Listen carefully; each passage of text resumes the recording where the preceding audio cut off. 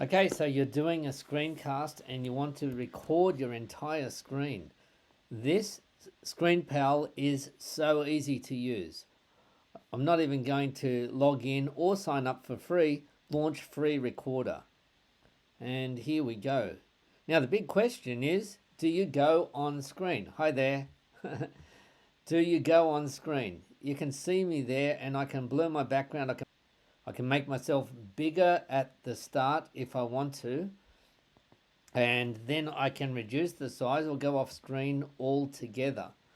I think it's better to go on screen, especially if you are saying something that's a bit controversial, a little bit of a different opinion from what people usually expect. Or if you're explaining something complex, it just gives people a little bit of a connection with you and a bit of relief if it's a little bit hard to study what it is that you are showing. But you can see from ScreenPal here that you can just show your screen, just as I'm doing right now, or you can just show yourself on camera, as you can see me here.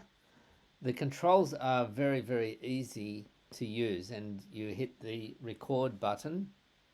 Now, there are some limitations on the free screen recorder. The big one is that it's a maximum of 15 minutes for your video.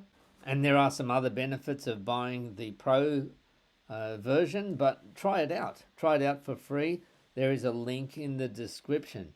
As you can see, really, really easy to navigate. And it also allows you, it's got some hotkeys in here. If you want to, for example, take screenshots, you can set them up. And then you just hit record. And once you do that, you can save the file. It also has a free and pretty simple editor as well. So it's a good way to get started very fast. But the big question is, do you go on camera? And I think the answer is yes. But it's up to you.